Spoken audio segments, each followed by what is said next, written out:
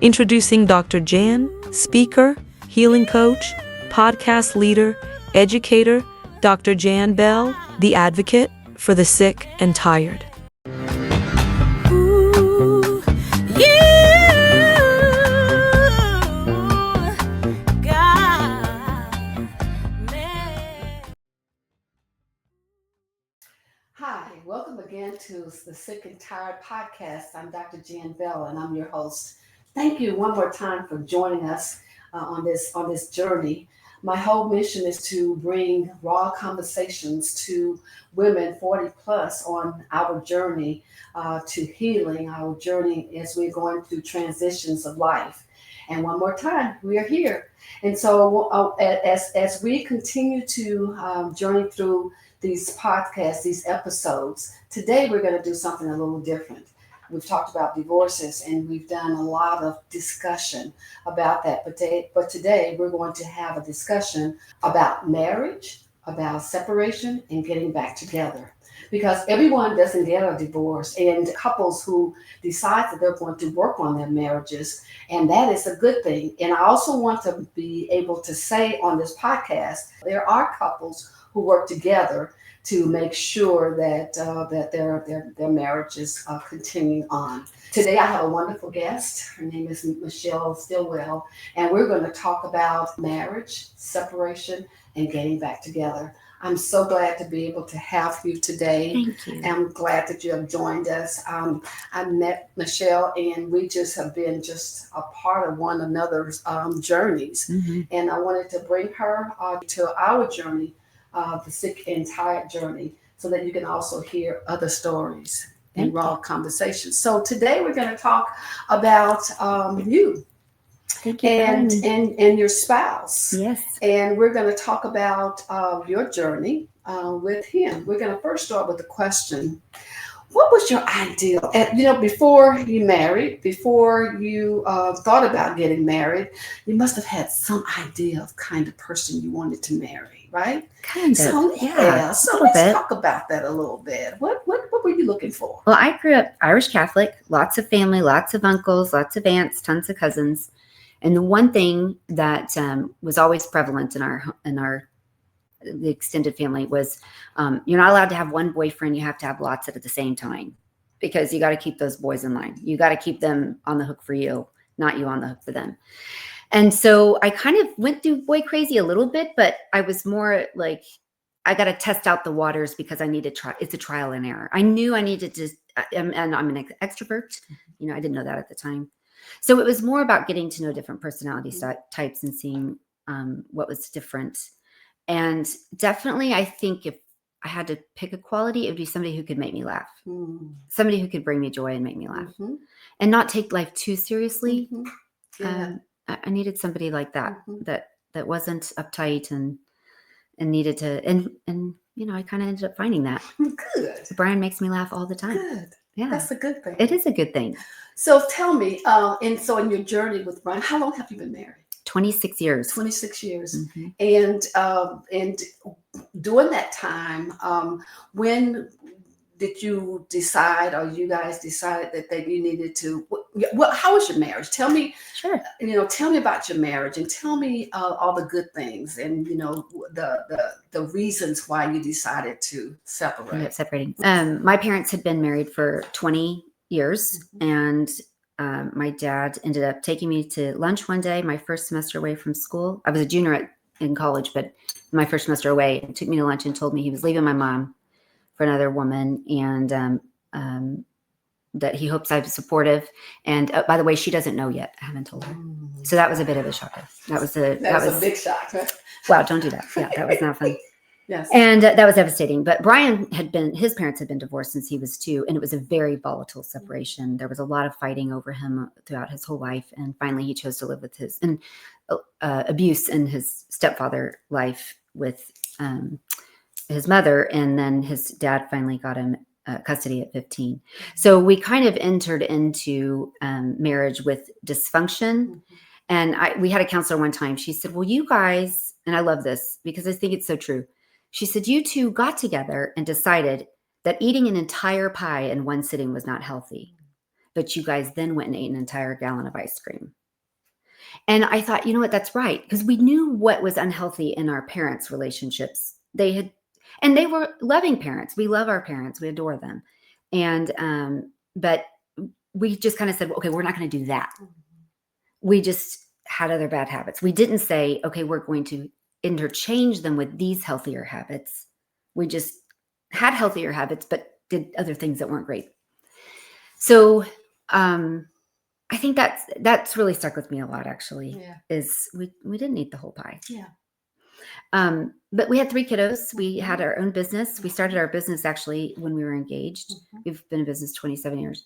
And I think any couple that works together, it's very difficult. It's hard to do. Yes. I'm very much an extrovert. He's very much an introvert. We call him the introverted extrovert, though. He loves people, but he likes, smaller groups of Yeah. people. Yeah. He always felt like the man was supposed to be the domineering, entertaining, socialite, always has the last line in the joke kind of person. And so he would always do that. And that's actually naturally me. Yeah. And so and of course now we understand all of this dynamic, but what we didn't realize is that I was tired of being put on the shelf, and he was really kind of drinking to put himself out there because he was that wasn't him. Yeah. Yeah. And Usually introverts say that they go out there and do all this entertaining and they're trying to be an extrovert, but then when they get home, they're tired. so exhausted. Yeah. And they that's have what to he was start doing. over again. Yes. Yeah. I understand that. So Understand that. exhausted. Yeah. So how many years into the marriage do you think that the intimacy left? So I would say it was kind of different. Like you're talking about intimacy a little bit. I know on other Yeah. shows that you've had too, but I think we were still kind of intimate. I'll tell you a big change for us. One, we had our 3rd kiddo.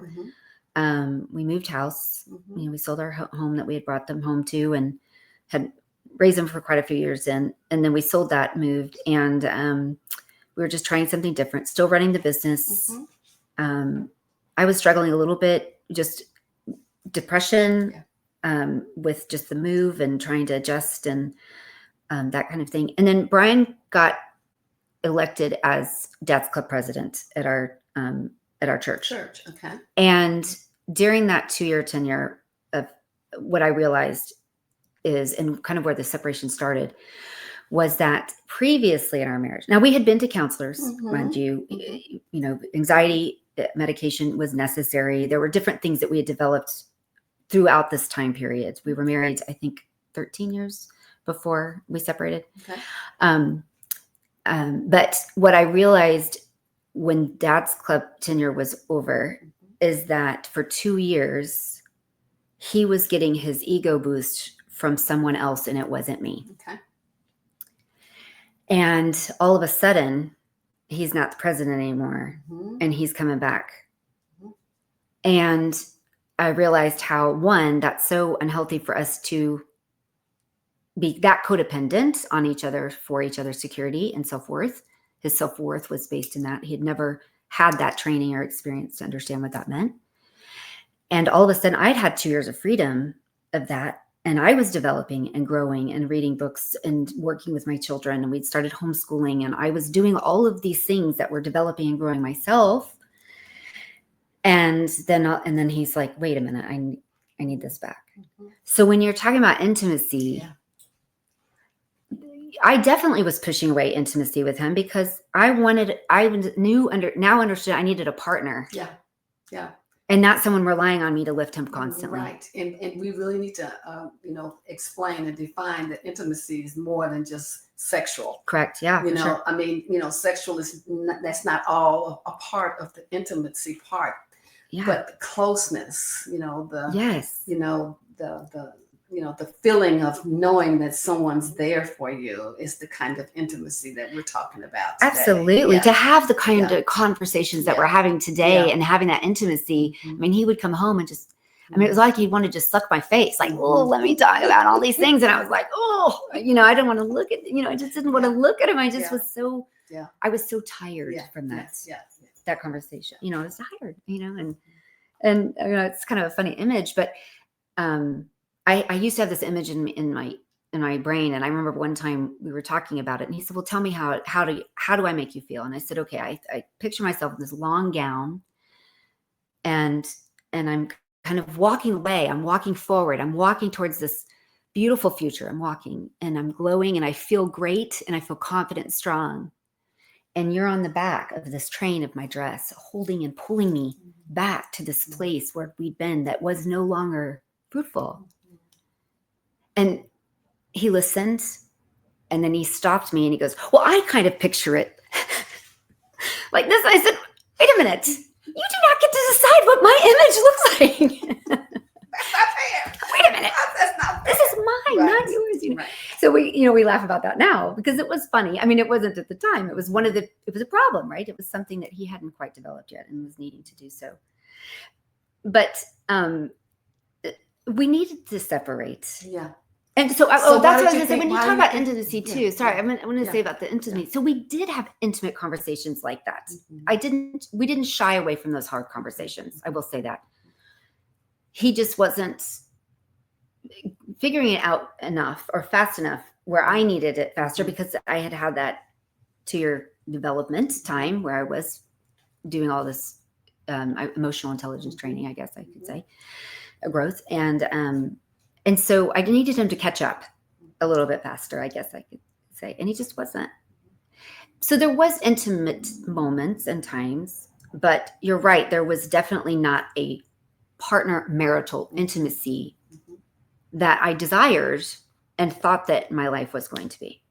Never thought ever in a million years I was going to be divorced. I'm a Catholic woman, born and raised, Catholic, cradle Catholic, born and raised.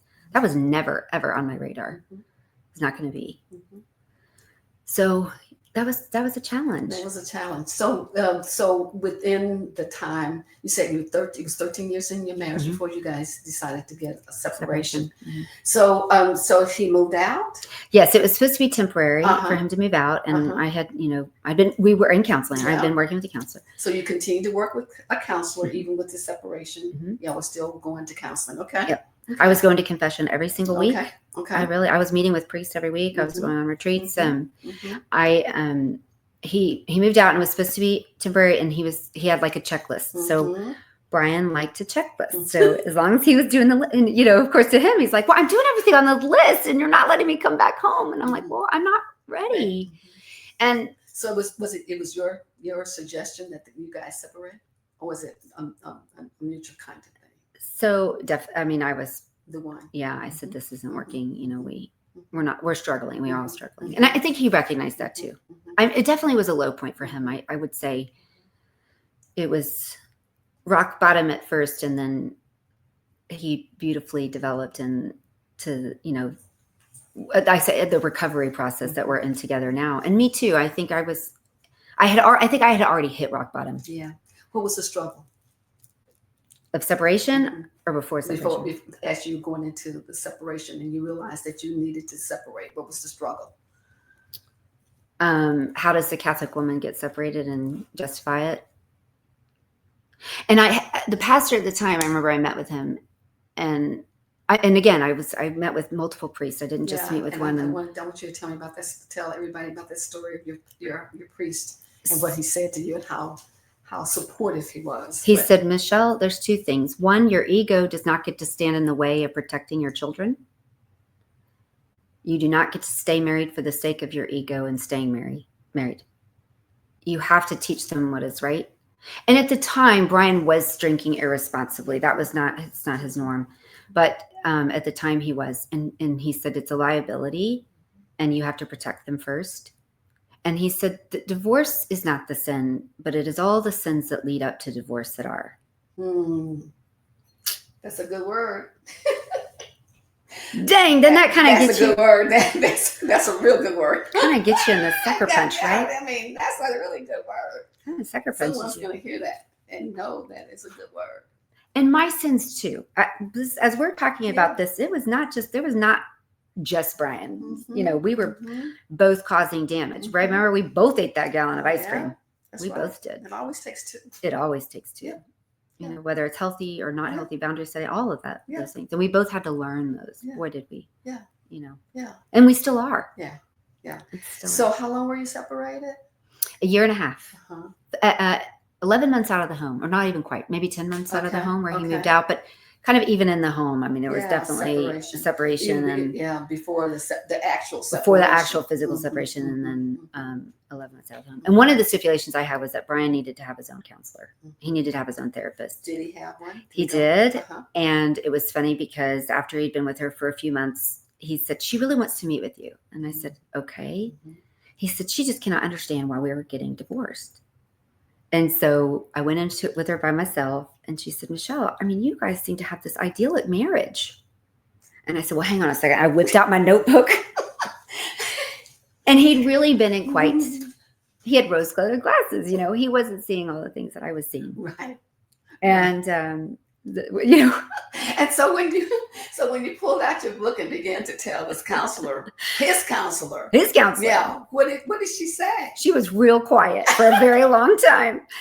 And I was like, do you want me to keep going? I think after our hour's up. And she's like, no, I think I'm good. I said, okay. So then she asked me to come and participate because he wasn't coming through. Then she understood, okay, no, he's not progressing. Yeah. And my counselor at the time, she said, Michelle, and I thought this was good too. She said, a lot of times when couples are struggling, she said, you know, most of the time we get married here on the same level. Mhm. And she said, one grows and often the other one grows. Mhm. Or Mhm. go back to level, one, you know, grows and this one won't grow and this one comes here, Mhm. or one decreases and the other one meets them. And I was growing and I wasn't willing to go back because I was seeing what I knew we needed to be. Yeah. And we just weren't there. We were around a lot more healthier couples. We were, you know, more involved in relationships with friends, and I was seeing these developed relationships and examples that we didn't have. Yeah. You know, Did your friends know? a Did they few, tell? a few, yeah. Did you? This is because you shared it with them, or when you guys were together, they were able to see? Both, Mhm. both, yeah, for sure. Now everybody thought we were the perfect couple. Yeah. You know, everybody thought we were I like, understand that. I do. yeah, everybody understand really that. did think that we were the Yeah, perfect couple, and yeah. how could anything be wrong? A lot of people did. Yeah. There were people that definitely caught things. Mhm. A lot of those introverts Mhm. that read a room, That's right. They know each other, right? they were picking up on Yeah. the things, whatever. And in fact, we were really close friends with a really good priest friend of ours. I called. He was not at our church anymore. He got moved, and I called him to tell him, and he said, "Michelle, I know." No, I he knew knew. already. Mhm. Yeah. And he said, "My biggest thing and worry for you is to not lose that smile. Do not lose your joy." And I said, "Okay." Yeah. And I would just call him every once in a while and keep him updated. And he was very loving and supportive Yeah. and kind, and Yeah. he knew. Yeah. He Our knew. stories are very similar. He knew. Yeah. Very similar. And those that are close to you, I think that we even, you know, when we're together and we're out with our spouses, you know, people think that everything is perfect, and there are a lot of couples right now that, you know, they're out and people think that they're perfect, everything is Right. perfect, and they're not. It's not. And and we need to say that out loud, that Mhm. we know that we've had the experience, and most of us know that as we're talking right now, there are no perfect couples. No perfect couples. And everybody, when you have two people, it takes work. It's work.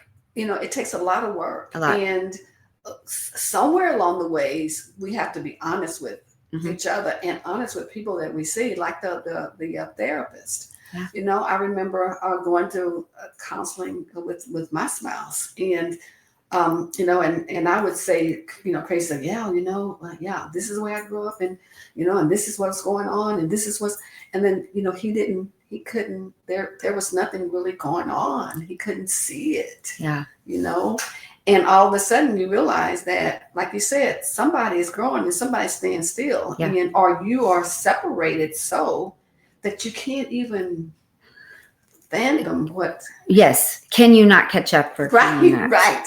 Yes. Or do you want to? And do you want to? And I asked that counselor, I said, do you think Brian can grow? Because at that point, he was just so stubborn about growth. Mhm. I mean, just Mhm. stubborn. Mhm. It wasn't even about, you know, can it get, I mean, but I asked her, I said, do you think he can? And she said, yes. but I don't know that you have the time. Mm. And so when we separated, and Brian and I've had many conversations over the years Yeah. about this, when Yeah. we separated, it was really for me. Okay. It wasn't so much about being away from him, I realized later. Mhm. I had to develop as a strong, powerful woman that I am and knew myself to be. I couldn't do that with him, if that makes sense. Yeah, it does. And it was hard. I mean, it was hard, but our friendship was there. We went to every holiday we were together. Whether it, was it my family, his family, whatever, it didn't matter. Mhm. We were together. The Mhm. kids did not. I mean, we'd celebrate Mhm. together, and then he'd go home or I'd go home or whatever, and that's kind of how we did it. But because we didn't want them to be Yeah. in the Yeah. middle of it, Right. they needed to know they had two parents that Right. loved Right. each other Yeah. and loved them. Yeah. We just couldn't get along right now. Handle along. So what happened? And I want you to talk a little bit more about your church, because I know about Catholic churches, and I know how they feel about separations and divorces. But your experience was so different. Yes, mine is very different, and different than my mom's experience, because when my mom got divorced, my dad just said, "I'm out, I'm leaving." Yeah. Yeah. And so, my mom had a very different experience, and even not with a priest. My uncle was a Catholic priest, Okay. so I had an intimate relationship with Mhm. someone in the priesthood. But Mhm. and of course, she had a great relationship. He passed away in 2020, but she had a great relationship with her brother and the priesthood there. But it was somebody who worked in the Catholic Church who was.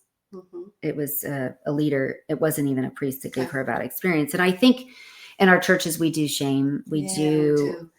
Yeah. There's a lot of We- that, and We really do. it's The unfortunate. divorce deal is, Divorce, widows, Yeah. separation. I mean, Yeah. accidents. Mhm. There's all kinds of loneliness there, Mhm. which just shows and highlights, I think, our humanity. Yeah. Yeah.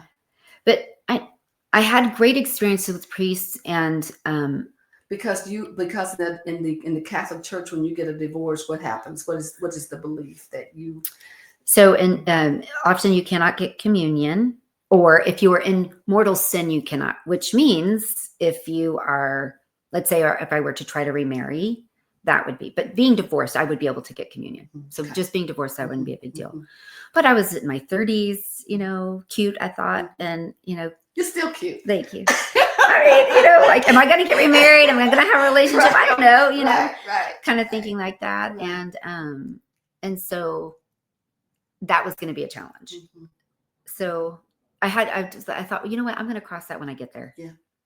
But another part too, I think, is once we got back together, and I'll share a little bit about my spiritual journey that I went on, but I recognized that pre-separation, we truly did not have a covenant. Mhm. And that is where the Catholic Church discerns, and why annulment is a big thing, is because when you make a covenant, that is with God. And so why does the Catholic Church, it's a very difficult, long process. I do understand it now a little bit better. I have a little bit more compassion, instead of thinking it was just this weird thing that the Catholic Church did. They make people do it because it really does force the counseling on you a little bit. And it Okay. makes people have to really, Go to counseling. well, they have to really explore the reasons why they're getting divorced. Okay. And a lot of people don't want to do that. They just want to get the divorce and be done. I'm tired. I'm no longer doing this, and this is my boundary, and that's it. So you think that the church helped you to get back with your husband? In a lot of ways, yes. Okay. But I don't think it was, it wasn't for me, the annulment process, because we didn't get that far. Okay. Yeah. Absolutely. So you were separated for a year and a half, Mhm. and you told me that you were getting ready to have a divorce. Because Yes, you I were- had signed papers. Yeah. I had signed You were divorce on your papers. way. I was on my way. And the reason why it took me so long too is I was afraid to get divorced, and I was afraid to stay. Mhm. The fear was equal on both sides. Mhm. I really was very scared to stay married to him. Not because of his abuse, or there was none of that. That was not a thing. But it was am I going to have to give up on growth? I've now tasted this, and am I going to have to give up on that? And that's I'm scary. so glad that you said that, because it's not about abuse all the time. It really is not about abuse. I didn't have any abuse as physical or anything like that in my marriage, but the growth piece, feeling tucked, pulled, in another direction, and you want to be who you want to be and who you are. Mhm. And I think that somewhere along the ways, in a separation, in a marriage, leading to a divorce, am I going to be able to be me? Yes. And that's what I hear you saying. And that's part of the covenant piece. Mhm. So the covenant piece is so important. And now Brian and I definitely have a covenantal marriage. Mhm. There is no way now that the Catholic Church would be like, yeah, you could have an annulment, because Mhm. Mhm. we definitely Mhm. have communion with God in our relationship. Mhm. But the key is I have communion with God. Brian is in communion with God. And together we are united in that communion with God. So how did that happen? So let's go back. So you were separated Mhm. for a year and a half, Mhm. and you were on your way to getting the divorce. Mhm. So what happened to stop you from doing that? Okay, so a couple of things. And I talked to you about this before, but I think this is important. Before, maybe a couple of years before we were separated, I'd gone to a talk about raising your children and how to raise daughters and all this stuff. And this priest, Father Alphonse, he said, he was teaching the class, and I think one of the moms said, well, what do we teach our children about sex or whatever? And he said, what you do, he said, you teach your daughters that they belong at the top of a pyramid. And he said, have you ever tried to climb a pyramid? It's extremely steep. There's not really steps. There's like lips of things sticking out. He said, your daughters belong at the top of the pyramid. And any man worthy of them is willing to climb that pyramid. Mm. They are worth the climb. That's wonderful. What an amazing imagery, right? So here it is, a couple years, right? I heard this, stuck with me clearly. And Brian and I are separated. And when he would have the kids on the weekend, every other weekend, I had date nights with Jesus. So I would take my favorite crucifix down. I'd put it down in front of me. I would open up a bottle of wine. I'd put on my favorite praise and worship music. I might flip cartwheels. I don't know. It didn't matter. It was me and Jesus. Right. And we were having a moment. I would journal. I would talk to him. I'd yell. I'd cry. We'd laugh. Whatever. It was me and him. And I realized I needed that. I needed that intimacy so desperately. Without the busyness of children, without the busyness of a husband and the business run. We were still managing a business. And I was homeschooling. So it was crazy. It's a crazy time. So one night I was inspired to write down on a piece of paper every quality I wanted in a man and a partner. What do I want in a partner? What is it, And this Michelle? is still Define it. separation. This is This why still we're separating. I was inspired to take out a notebook and I wrote down all of the qualities. And before I knew it, I had a whole page filled of what did partner mean to me? What did that mean? And I was like, oh, that felt good. And then I heard him say, now flip it over and write down what kind of woman attracts that kind of partner. What kind of woman attracts that kind of man? Well, you want to talk about another sucker punch. Right. And I thought about that pyramid. Yeah. The key about the pyramid is I have to build it in order for me to be on top of it. And I hadn't built a very good one. And I realized all of those things that I desire in a partner, I have to work on in me first. That was a very huge turning point in our separation. At that point, I had already met with an attorney. We were almost there. In the meantime, his counselor, Brian's counselor, had suggested him go to an emotional intelligence training. And it's very intensive. At the time, it was over the course of 5 months or 4 months, and it was 5 sessions, a very intensive program. She wanted me to go too, but I had just done a silent retreat and I didn't want to. I said, no, I have been doing this work for years. He just started, I was still doing a lot of that, He did. He went.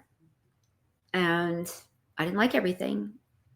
But then all of a sudden I was like, his stride is different. Wow, we're having a different dialogue. Wow, this is different. Okay. All right.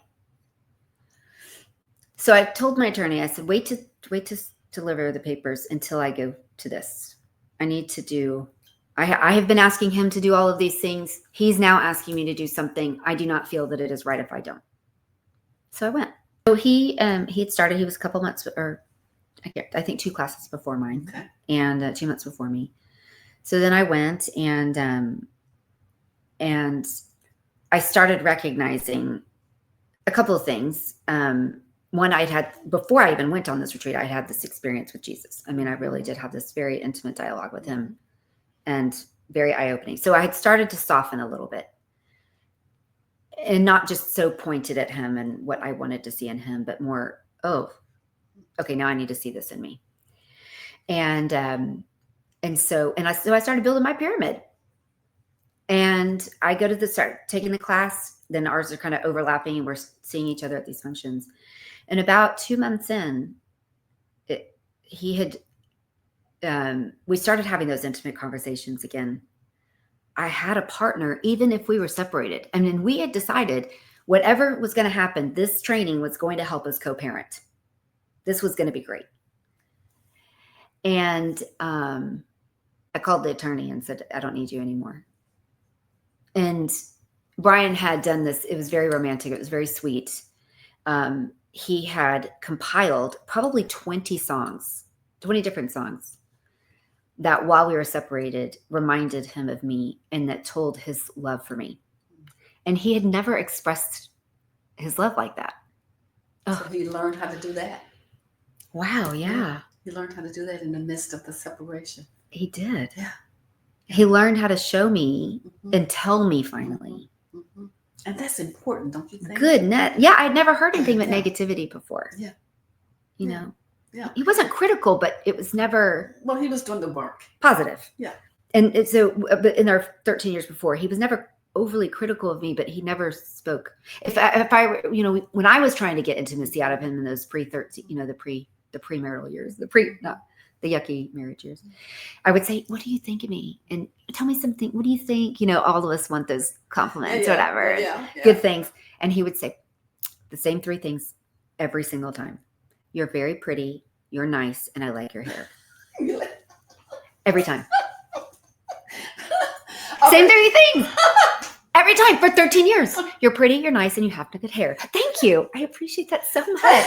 Oh, wow, that's intimacy. No, it's not, I mean, and then here this man, Yeah. before this was kind of the night that we really did, decide to, get back together. He said, well, I wanted to play, I kind of been saving this up, but are you up for this? And I said, sure. And the kids were in bed and we sat out on the back patio and it was like song after song after song. And we got up and started dancing and it was beautiful. And we got back together. Yeah. We continued the training. We continued the hard work after. We continued counseling. We celebrated with the kids. We had more open dialogue with them, open and free dialogue. And we work really, really hard. Yeah. I remember when we were talking and I turned to you, I listened to your story and I turned to you and I said, the one thing that I heard from you was not you are working on it, but we are working on it. We are working on it. And I think that that's real important. Yes. When we're talking about a partnership, a marriage. Yeah. Especially one that's in trouble, that you can't have just one person working on trying to do better in the relationship. It does not. You have to have both of us working. And he may be putting in 60% and I 30 or 40. Percentages doesn't always matter. That's not it. It's not about that equality, but it is about both working in the trenches together. Yeah. And for a long time, he felt like, well, I'm earning, I'm earning, which meant That's what men it's think. great. Yeah. That's what they think. But we have to earn together, and it's got to be a mutual earning of it's got to be a mutual earning of the intimacy. Yeah. I think that's part of it. It is. It's a big part of it.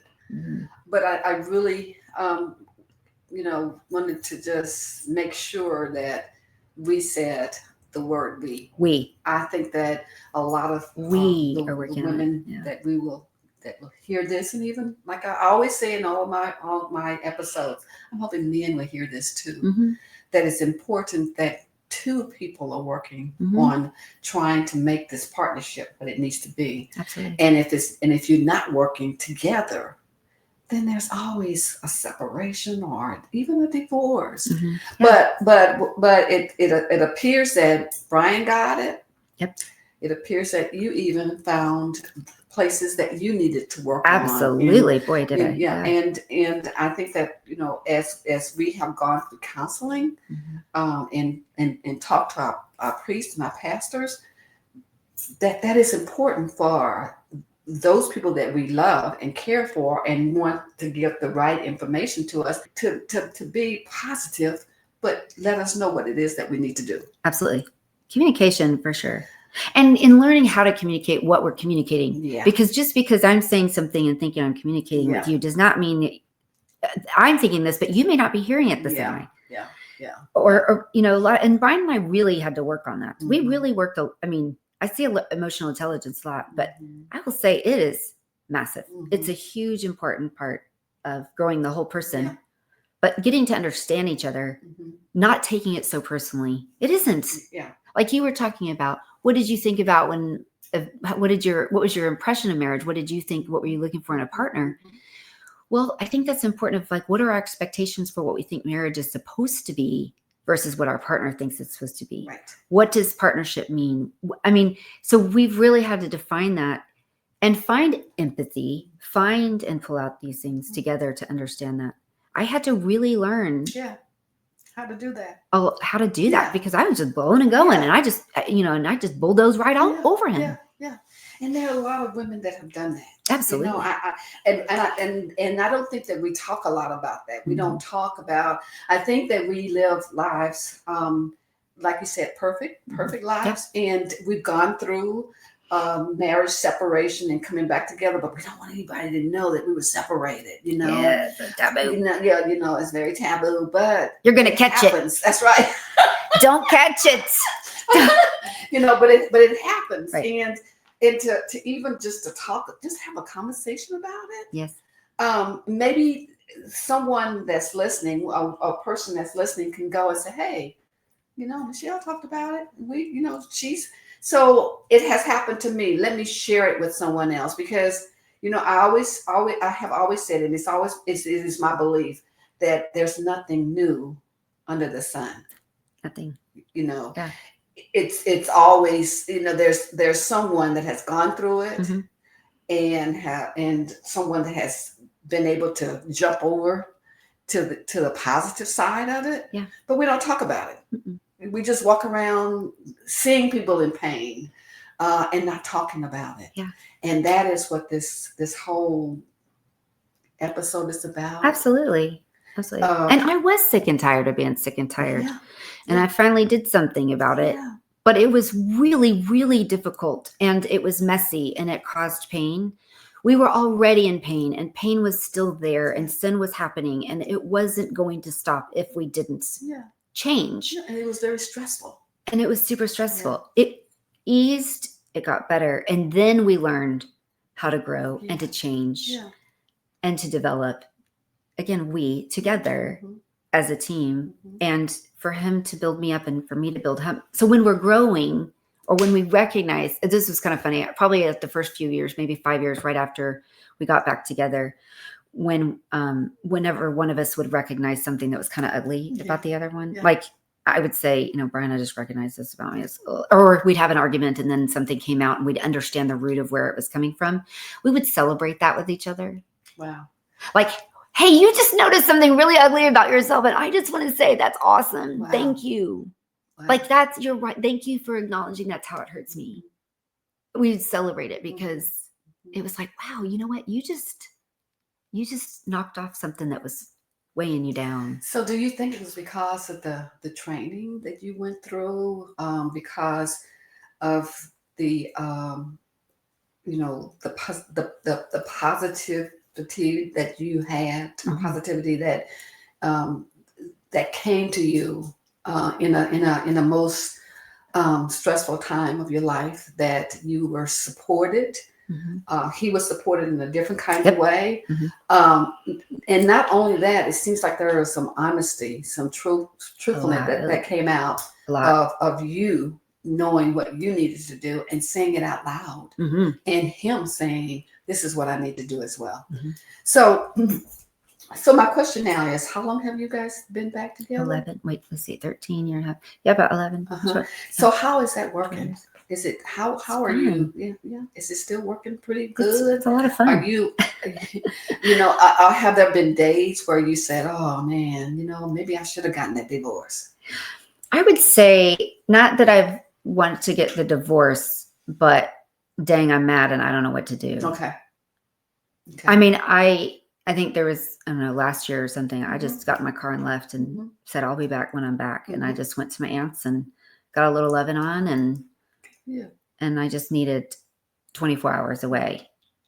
And that's okay. It is okay. It drives me nuts when people say, don't go to bed mad. Yeah. Because sometimes I can't say something until after I've had a good night's sleep. Yeah. Sometimes I am mad and I don't have anything nice to say. Absolutely. I'll talk to you in the morning. Yeah. Sleep well. I'm glad that works for some, but it ended up working for me. I'm not always. Sleep well. Yeah, sleep well.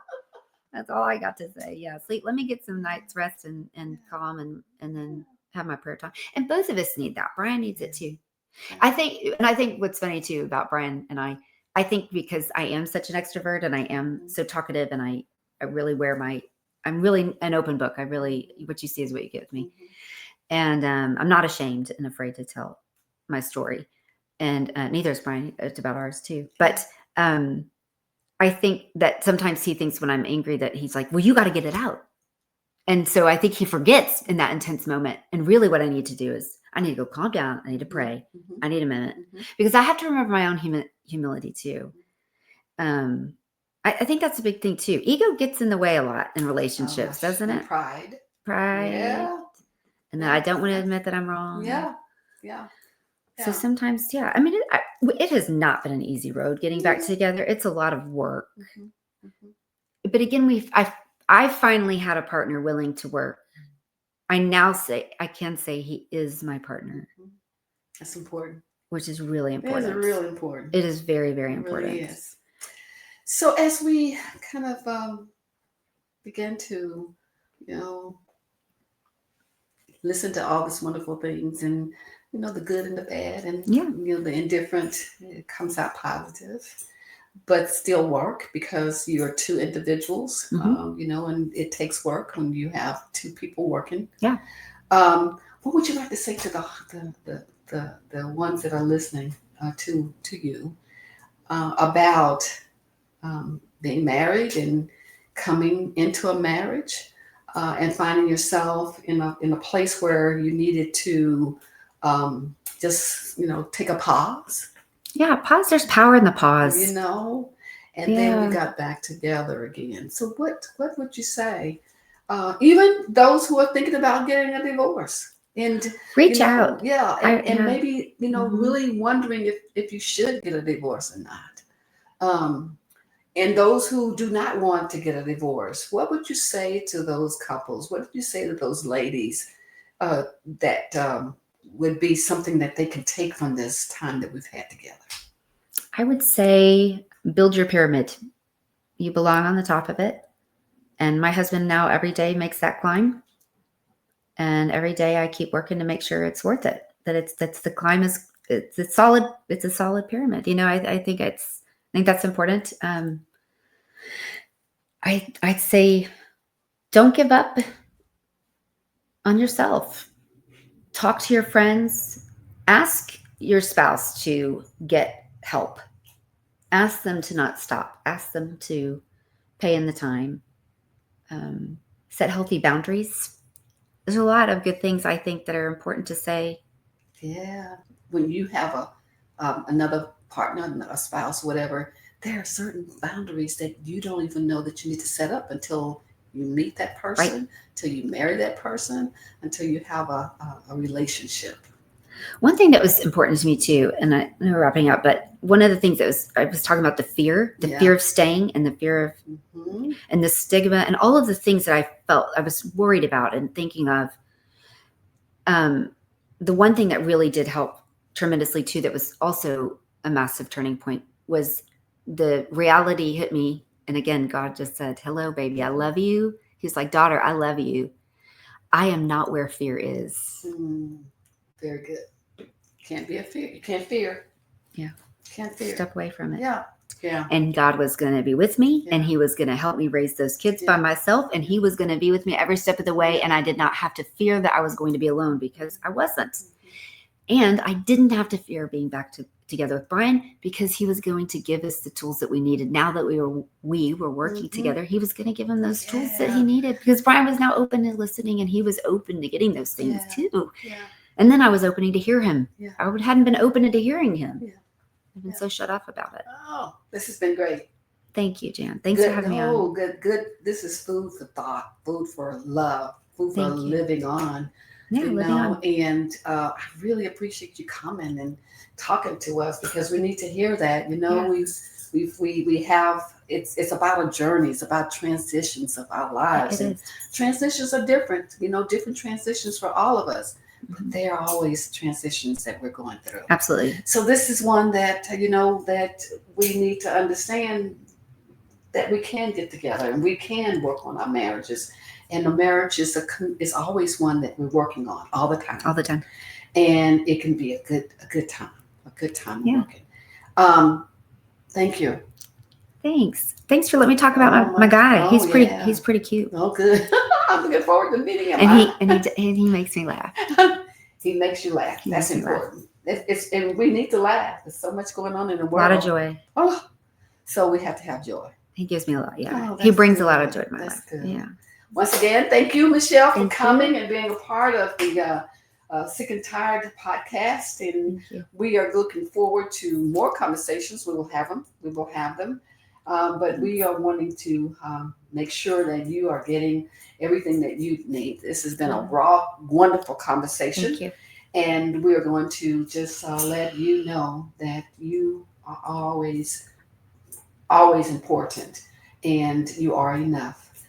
As I always say at the end of our conversations, we want to say it again. We are on this journey together. If you need me in any way, please go to my website, drjanbell.com, and I'm there for you. You can put your questions there, and we'll answer them. I'm here for you for consultation, and we're going to continue to do these wonderful conversations Oh, so together beautiful. as we are trying to make sure that as we are on our healing journey, that you have someone that's here for you. God bless. We're on this journey together. Amen. Amen. Thank you. Thank you. Mhm.